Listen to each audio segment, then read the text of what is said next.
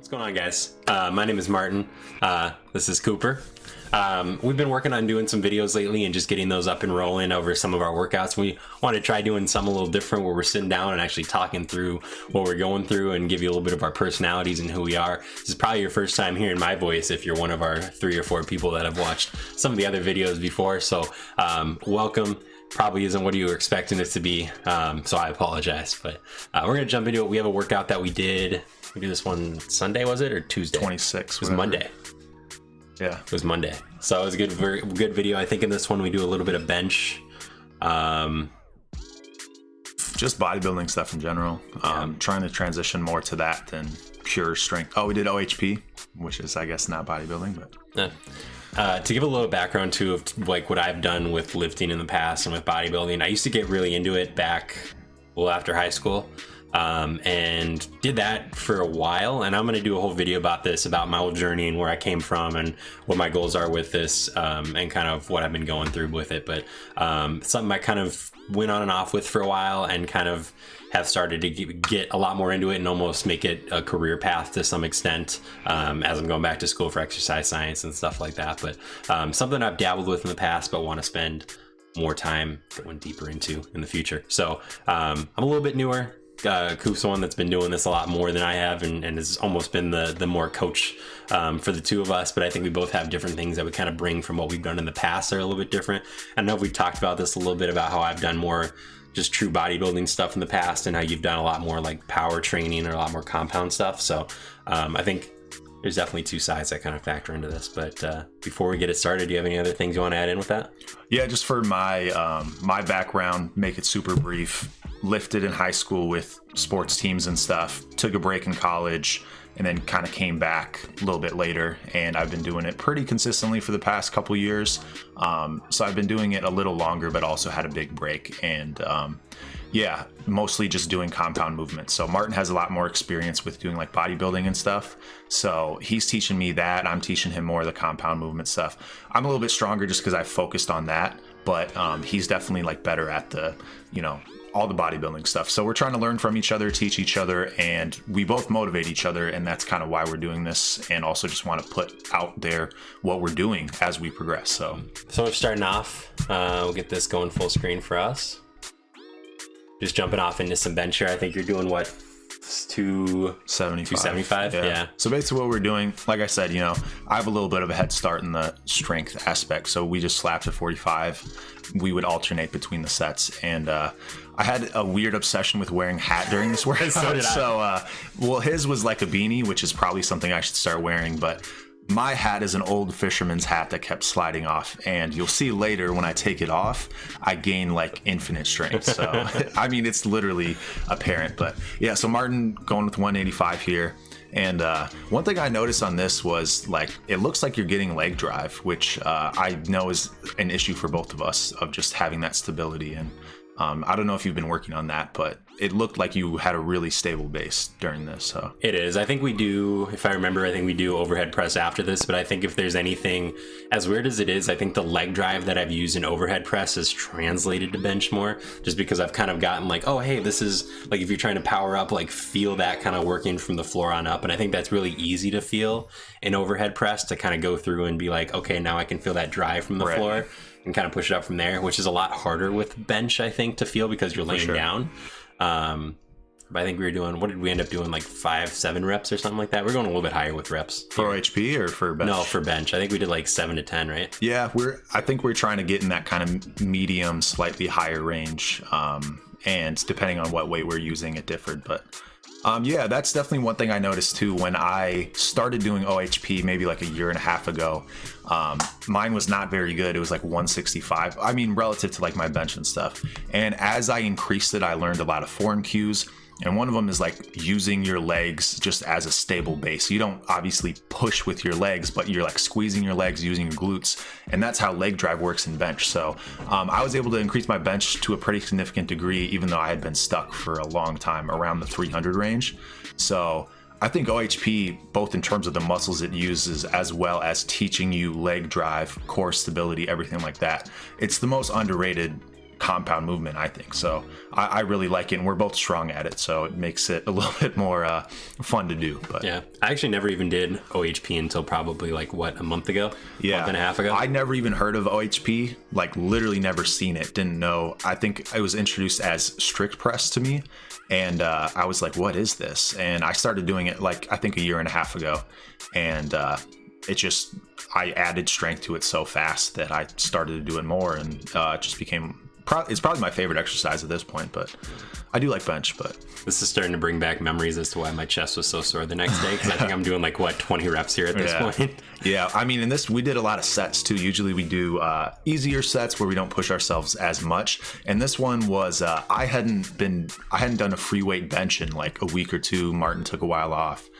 But we did this, and then also after it's going to show, we did OHP, which, using similar muscles. And Martin was talking about his chest being super sore and my shoulders were super sore. So I wouldn't recommend doing what we did here, but maybe doing one or the other every workout is a good way to go if you're going to do high volume like this. But I think the best part is I did OHP the next day too. Oh yeah, yeah. Whatever.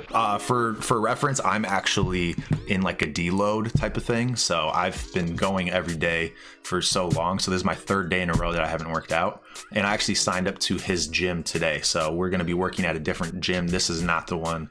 I don't know if I'll ever go back to this gym. Not that I hate it or anything, but the hours were shifted, and now I'm just going to the 24/7 gym that he goes to regularly. So we should be doing that in the future. Like the funny thing, and it never shows here, but this is on the 9th floor of a building. Like you just never realize that. Like that's a rooftop right there, which is kind of cool. And there's no one else there. Yeah, there goes the hat. You just completely just like screw this hat. And look just how beast mode I am. Like I think I did 10 reps with 225, took the hat off, and I think I did 17 or something. So, but yeah, I was at the gym signing up today, and I was like, oh yeah, the gym that I go to is no longer open.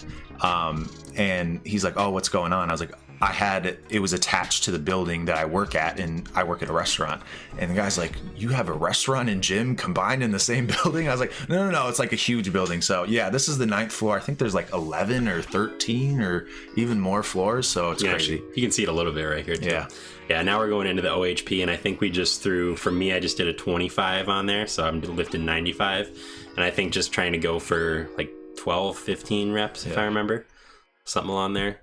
Yeah, so you'll see me when I do this, I'm really trying to get the shoulders activated when I do this, because at the top of the movement, you're really challenging the triceps, and I was trying to build that explosion.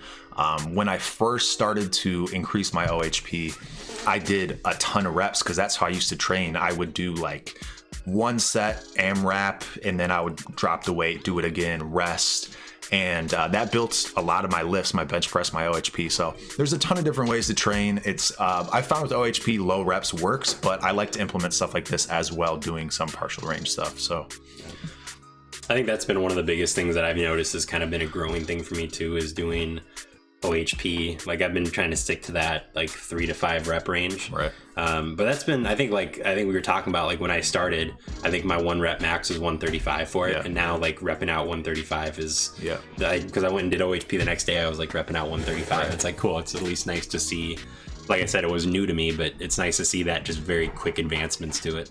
Yeah, and something really with Martin is similar to me. I think we just have bigger shoulders and more dominant shoulders than other people. And our chest is not as active when we do stuff like bench press. So I think the reason I progress so quickly and why he's progressing so quickly is because we have that build that is a little bit more focused on our shoulders. And Martin literally has veins in his shoulders. So like, I mean, I don't even have that. So the level of, front delt activation for us, I think is just higher. And we also have no shoulder issues at all, which is a very uncommon thing. So I think it's just how we're structured. We're both about like 6'3". So I don't know if that has anything to do with it, but I don't expect to OHP the same levels that we are just because we're heavier, bigger people. It definitely is a factor there. Yeah. This is a new one for me, which I really like. I used to just, obviously you take the, you just go with the chest fly and you're just like squeezing it together. But I think what's really nice about this, and you showed me this the first day we started lifting together, here was just the single arm fly and just getting that contraction to be a lot, like the concentric you get way farther across with that concentric motion where you're going like across your body, which is really, really nice. And so that's like what I'm doing here. Like you can just see like you're just getting way more contraction going along it, which is really nice. So I've enjoyed this one. And I think on this one, we normally do 1 set or 2 sets for each side, for each arm. And then we do a drop set on the last one, which I think drop set's just a really great way to close it out and just finish off with like a nice little pump going there.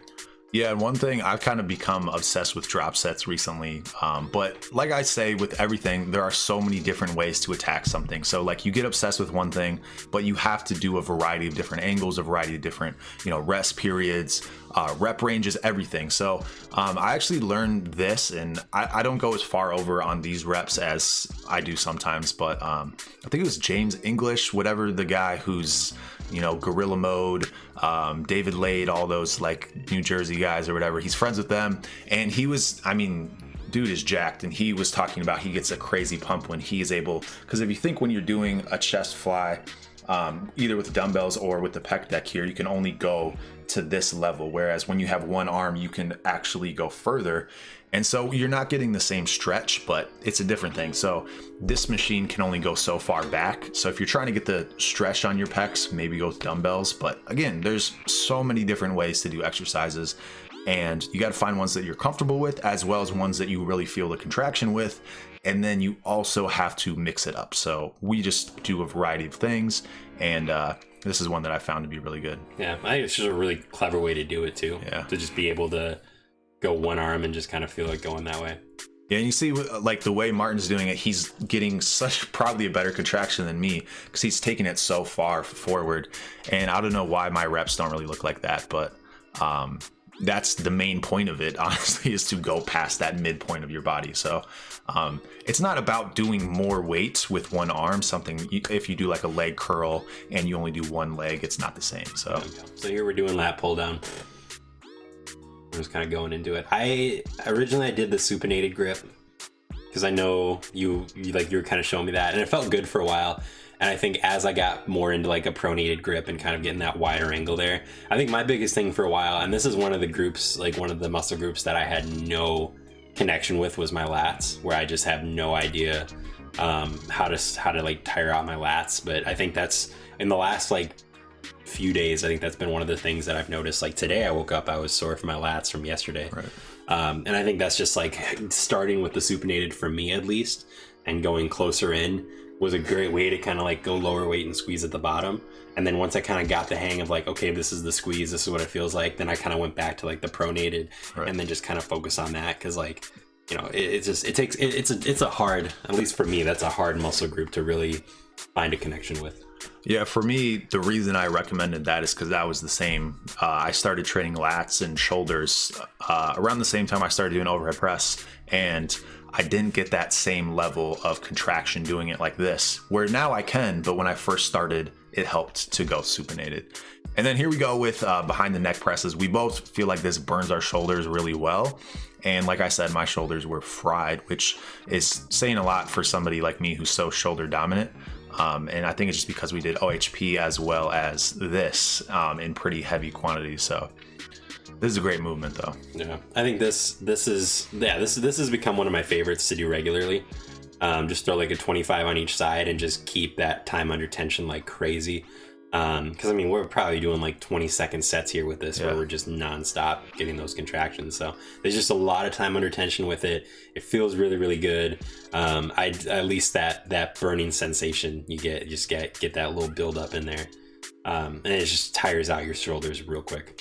Yeah, I think one of the things with like when you do OHP, you're not hitting your rear and side delts to the same degree as that. So that's a good element of that. Yeah. And tricep push downs or pull downs. This has been something I for a while I used just the bar, where you just kind of push it down. I've gotten, I think, a better contraction using this lately, so I've had fun going back to this kind of style. But I think this is almost tough when you're tall. to like get that. I don't know if that makes sense for you, but Yeah. like for me, it just feels weird to like be tall and just have such a giant range of motion. Right. I mean, just those tricep muscles and just the range of motion is just so huge that I think that can feel kind of tough. So at least for me, that's always how I feel doing these. But I think the rope pull down has been kind of nice. And just doing that. But yeah, I think that was a good workout. I mean, I think, I don't know if there's anything we really felt like, I really felt like I missed in there. I think the other stuff that I did, I think I threw in some shrugs, just because I've been enjoying those lately. And just doing, I don't know, just getting those traps bigger. But I've been doing a lot more shrugs lately, which has just been a little toy I've thrown in there lately. And I think that was the only thing we didn't include in there. But other than that, I think it was a pretty full workout. I know we were both sore the next day, that's for sure. We also had to speed it up at the end because the guy came to inform us that the gym is closed now at the certain hours or whatever. So we basically did like a couple sets of triceps, got out of there. But yeah, like I said, we are going to be working at the same gym, members of the same gym. And it's going to be several different locations. So we're going to be able to work out at any convenient place. And maybe there's going to be some that have better equipment, because the gym we were just at is pretty minimal. It's kind of a mixture between like, you know, one of those 24-hour gyms and then like an apartment gym. It's like kind of bare bones. So the gyms we're going to in the future should have more machines. We should get better workouts, and, you know, hopefully there's more than like one power rack in there. And, you know, we'll be able to get some good workouts in and, you know, reduce that friction to being able to work out together and get some quality, you know, workouts in at any time of the day. So yeah, absolutely. Yeah, but I think I think it was good. I think we'll get some more in there. I definitely plan on doing more of these in the future. We've put out 4 or 5 videos so far, and I think this is our first one with this format. And I think yeah, it's gonna be cool. I think look for us to keep throwing stuff out and keep advancing and just doing little fun things with it here and there, just to change things up a little bit. But I know that at least for me, I'm learning a lot just kind of going through it. So I look forward to just sharing what I can learn from this with people that maybe feel like they're in the same spot as me, where like, hey, I've enjoyed this a lot in the past and this is something that I've really had fun with. How can I do more with it? Because I mean, like I said, that's at least what I'm trying to do, is keep learning, keep doing more, and hopefully we can keep bringing you videos just so you can learn like what it's like for just 2 ordinary guys just trying to get out there and lift and just enjoy it and have a good time. So I think that's really what it is like for me, like the mental health, like just every time I go I feel better. Like I said, I took 6 days off before this video, and so coming back to it and just you know, just the amount that you feel better from being there and doing it and doing something good for yourself. I mean, I'm a very regular everyday person, and so just like, I mean, we both are, but like going there and doing it, I know we both feel huge benefits from just like helping us out as people. So hopefully we can help that for you, for whoever's watching this, and give you a few ways to kind of grow and get better at it, just like we are. yeah, I think it's just about looking at it from a different perspective, looking at it holistically, not just I'm the biggest guy in the gym and I am an Instagram model and I, you know, get paid off sponsorships. It's like fitness for 99.9% of people has nothing to do with that. And there are so many benefits other than just looking good and being shredded. There's like other aspects of fitness and wellness where you don't feel like you need to, you know, take substances or whatever to get and achieve your goals. So I think we just want to attack it from a different angle, because every YouTuber is like so vain and just trying to do it in that sense. And, you know, some of them are really entertaining when they do it, but it's still kind of from a different angle, and they have, you know, whatever unrealistic bodies that you can never get. But for us, it's about how can we make fitness, you know, a lifestyle choice for the everyday person, and really emphasize the important aspects of physical, mental health, confidence, everything like that, as opposed to just how can I get the biggest biceps and get the most curls, you know. So that's really where we want to go with this, and talk about our motivating factors as opposed to just this one-dimensional type of thing. So well, I know my body's pretty achievable, that's for sure. Well, we'll see about when those shoulders start popping out. People are going to be thinking they can get that, and I don't think it's going to be some supernatural stuff. So we'll see what happens. Thank you guys for watching. Appreciate it. We'll look forward to the next one. See you later.